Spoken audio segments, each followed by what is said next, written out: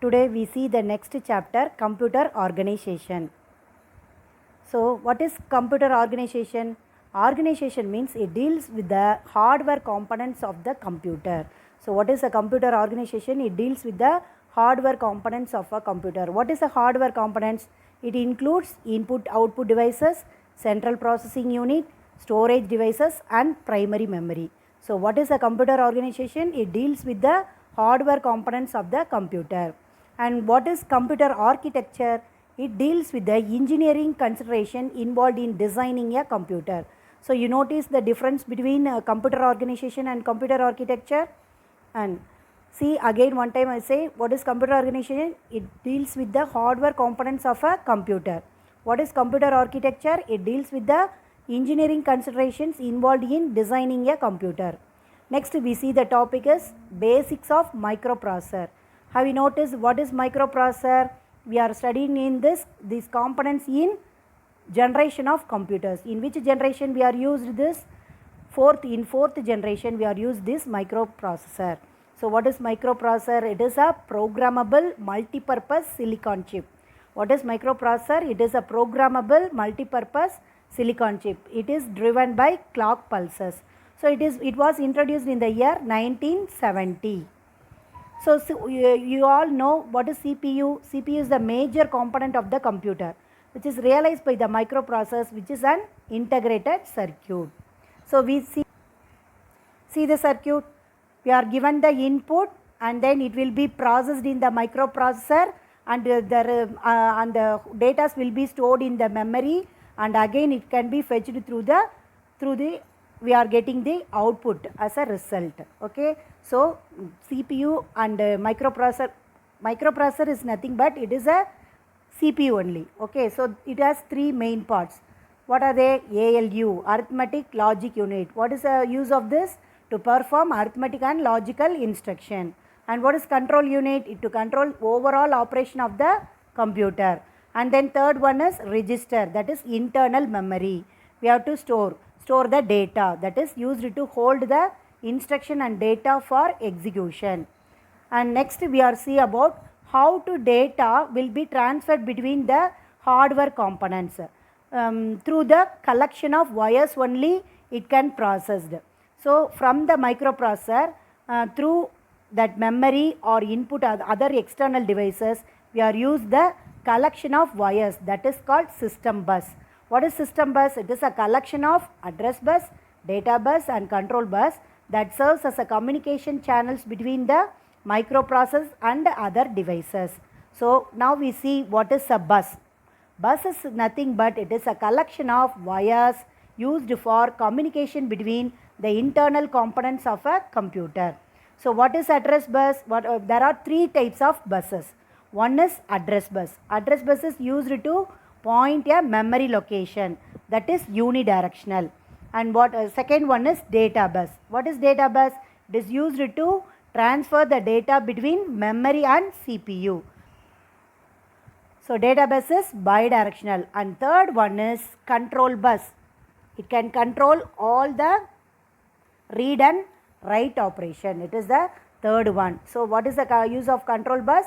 It is used to find out the read and write operations. Next the topic is characteristics of microprocessor. It is very important question, 5-mark question. So what are the characteristics of microprocessor? Clock speed, instruction set and word size. What are they? Clock speed, instruction set and word size. What is clock speed? Every microprocessor has an internal clock.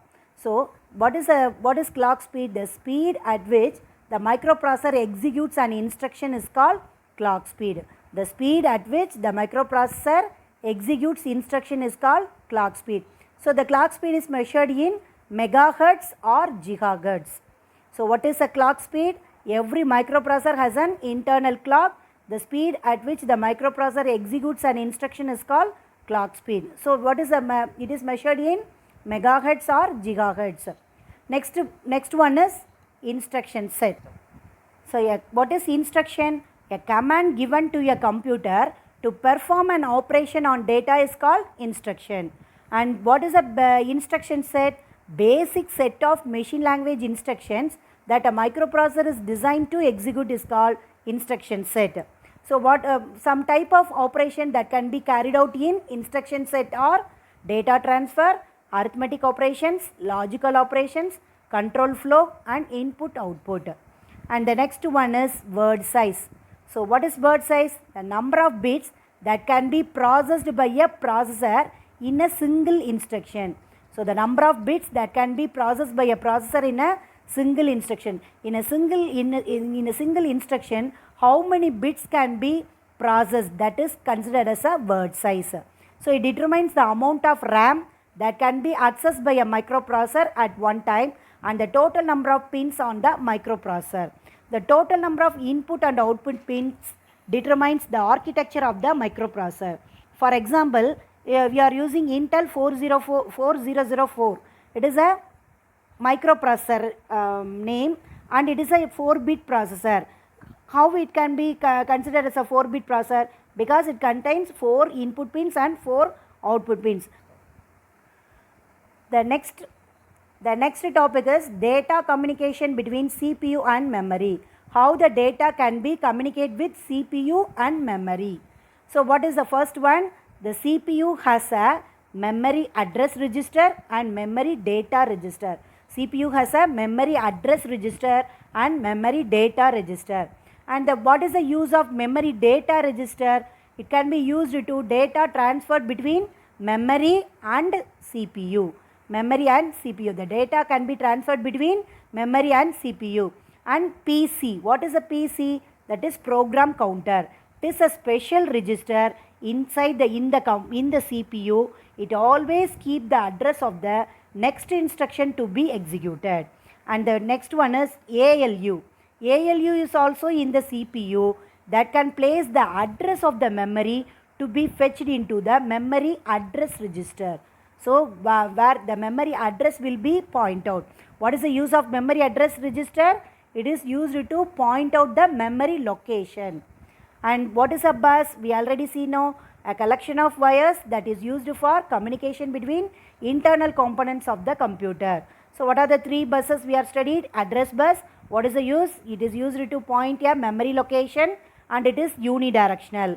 And what is data bus? Data bus is used to transfer data between the memory and CPU. It is bidirectional. And the third bus is control bus. What is the use of control bus? It controls both read and write operation. See the picture, a single control line R by W.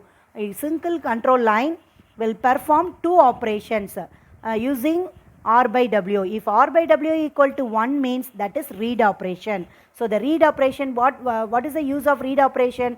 The read operation fetches the data from the memory, to memory address register. From memory to memory address register. If R by W equal to 0, then it is a write operation. It transfers data from memory data register to